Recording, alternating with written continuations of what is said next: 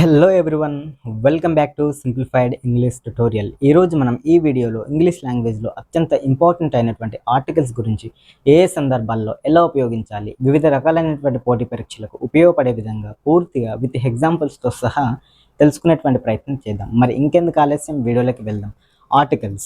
Articles అంటే మనం things, places, names ముందర మనం ఉపయోగిస్తుంటాం. ఏదైనా ఒక సెంటెన్స్ని మనం ఫ్రేమ్ చేయాలనుకున్నప్పుడు మనకు ఆర్టికల్స్ యూసేజ్ అనేది తప్పనిసరిగా తెలిసి ఉండాలన్నమాట. గ్రామటికల్గా సెంటెన్స్ని ఫ్రేమ్ చేయాలనుకున్నప్పుడు తప్పనిసరిగా మనకు ఆర్టికల్స్ యొక్క కండిషన్స్ అనేవి తెలిసి ఉండాలి. సో ఆ విధంగా తెలిసినట్లయితే మనం ఈజీగా సెంటెన్సెస్ని అయితే గ్రామటికల్గా ఫ్రేమ్ చేయగలుగుతాం.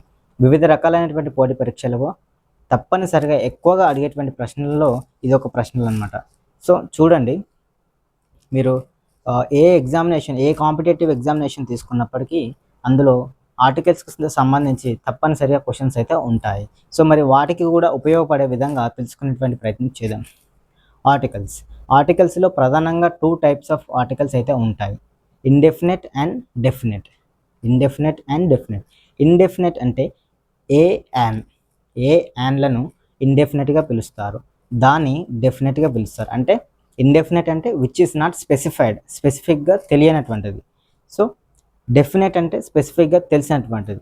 సో మరి వాటిని ఏ సందర్భాల్లో ఎలా ఉపయోగించాలి అనేది పూర్తిగా తెలుసుకునేటువంటి ప్రయత్నం చేద్దాం. సో ఏ వచ్చినప్పుడు మనం ఏని ఎలా ఉపయోగిస్తాం, ఏ సందర్భాల్లో ఉపయోగిస్తామంటే కాన్సనెన్స్ ఉన్నప్పుడు మాత్రమే ఏను ఉపయోగిస్తాం.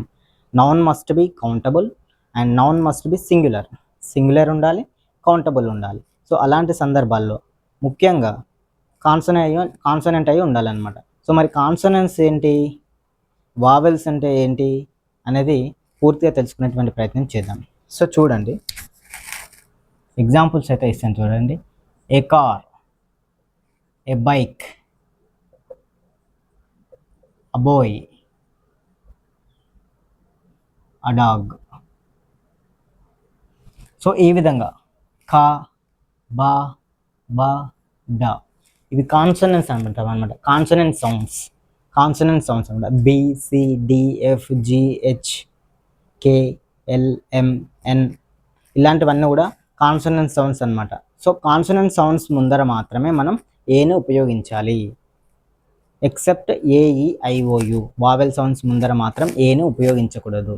సో అది సింగులర్ అయి ఉండాలి అండ్ కౌంటబుల్ నౌన్ అయి ఉండాలి. అలాంటప్పుడు ఏని ఉపయోగించాలి. ఏ car, a bike, A bye, A dog ఈ విధంగా ఉపయోగించాలి. సో మనకు స్పెసిఫిక్గా తెలియదు. సో ఇది ఇండెఫినెట్ ఆర్టికల్. యాన్ వచ్చినప్పుడు మనం ఏ, ఈ, ఐ, ఓ, యు ఈ ఫైవ్ సౌండ్స్ అయితే ఉంటాయి అన్నమాట. మనకు ఏ, ఈ, ఐ, ఓ, యు వీటి ముందర మాత్రం మనం యాన్ ఉపయోగించాలి. అన్ ఎలిఫెంట్,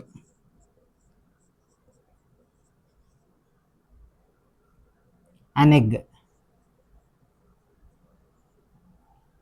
ప్లూరల్స్ ముందర మాత్రం ఏని యాన్ కానీ ఉపయోగించకూడదు. అన్ యాంట్,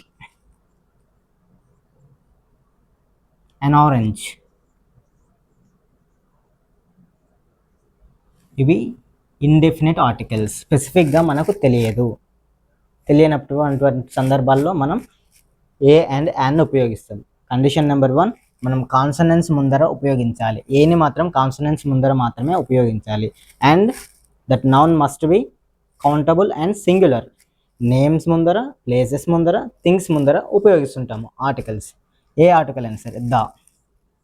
దా వచ్చేసి మనకు డెఫినెట్గా లిసనర్కి తెలిసినటువంటి సందర్భాల్లో ఉపయోగిస్తుంటాము.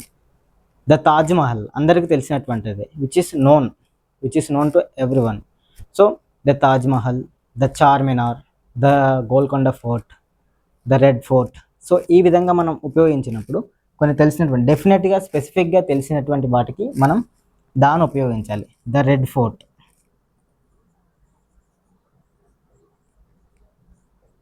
The Taj Mahal.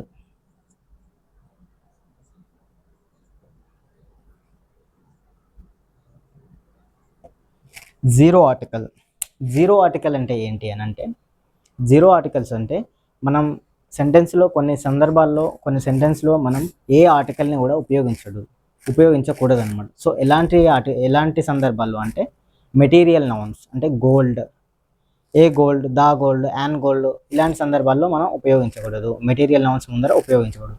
The milk, the water, A water, an water ఈ విధంగా ఉపయోగించకూడదు. దీన్నే మనం జీరో ఆర్టికల్ అంటాం. ఇవి ఎక్కువగా కాంపిటేటివ్ ఎగ్జామినేషన్స్లో క్వశ్చన్స్గా అడుగుతూ ఉంటారనమాట. సో మీరు దీన్ని గుర్తుంచుకోండి. సో మీకు చాలా ఉపయోగపడుతుంటుంది. సో మళ్ళీ నేను వైండప్ చేస్తున్నాను. వైండప్ చేసే ముందర మళ్ళీ మీకు ఎక్స్ప్లెయిన్ చేసేటువంటి ప్రయత్నం చేస్తాను. చూడండి. ఏ అంటే ఒక అని అర్థం, యాన్ అంటే ఒక అని అర్థం. ఈ రెండు కూడా ఇండెఫినెట్ ఆర్టికల్స్. ఇండెఫినెట్ ఆర్టికల్స్ అంటే మనకు స్పెసిఫిక్గా తెలియనటువంటి సందర్భాల్లో మనం వీటిని ఉపయోగిస్తుంటాం అనమాట. సో మీకు ఇచ్చాను చూడండి. అండ్ యాపిల్ అని కూడా అనొచ్చు, మీరు ఎగ్జాంపుల్గా తీసుకోవచ్చు. సో చూడండి, సింగులర్ అయి ఉండాలి, కౌంటబుల్ అయి ఉండాలి, నౌన్ అనేది కౌంటబుల్ అయి ఉండాలి, సింగులర్ అయి ఉండాలి అనమాట. ఏకి యాన్కి, యాన్ కూడా ఒకే అని అర్థం, ఒకే అని అర్థం. సో ఇవి మాత్రం కాన్సనెంట్స్ ముందర ఉపయోగించాలి. యాన్ని మాత్రం వావెల్ సౌండ్స్ ముందర ఉపయోగించాలి. ఒక ముఖ్యమైనటువంటి గమనిక ఏందనంటే, ముఖ్యంగా ఎక్కువ మంది చాలా వరకు ఆర్టికల్స్ అనేవి వాటి స్పెల్లింగ్ని బేస్ చేసుకొని, వాటి యొక్క వర్డ్ యొక్క స్పెల్లింగ్ని బేస్ చేసుకొని వాళ్ళు ఫ్రేమ్ చేస్తుంటారు సెంటెన్సెస్. అది చాలా తప్పు అయినటువంటి పద్ధతి అనమాట. మరి ఏ విధంగా ఫ్రేమ్ చేయాలంటే, కాన్సనెంట్ సౌండ్స్ ఎప్పుడు కూడా మనం ఆర్టికల్స్ అని అనగానే మీకు సౌండ్స్ అనేది గుర్తు రావాలి. సౌండ్స్ని ఆధారం చేసుకొని మనం సెంటెన్స్లో ఏ ఆర్టికల్ని యూజ్ చేయాలి అనేది మనకు తెలుస్తుంది అనమాట ఈజీగా.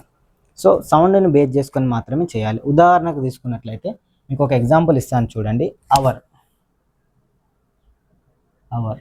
ఇక్కడ హెచ్ అనేది సైలెంట్ అనమాట. సో మనం ఓన్ తీసుకుంటాం. సో ఇక్కడ మనం ఏం యూజ్ చేయాలి మరి, అన్ అవర్. సో ఈ విధంగా అనమాట.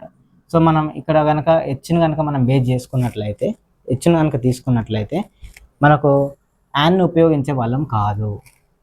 సో ఓని ఉపయోగించడం వల్ల మనం ఏఈ అయిపోయావు కదా, సౌండ్ అనేది ఓ వచ్చింది కదా, యాన్ వచ్చింది కదా. సో కాబట్టి యాన్ వస్తుంది అనమాట. సో ఈ విధంగా మనం సౌండ్స్ని బేస్ చేసుకొని మాత్రమే ఇంగ్లీష్ లాంగ్వేజ్లో వాటిని ఫ్రేమ్ చేయాలి, ఆర్టికల్స్ని యూజ్ చేయాలి. సో ఈ వీడియో మీకు నచ్చినట్లయితే తప్పనిసరిగా లైక్ చేయండి, షేర్ చేయండి, కామెంట్ కూడా చేయండి. మీకు ఏమైనా డౌట్స్ ఉంటే కామెంట్ బాక్స్లో తెలియజేయండి.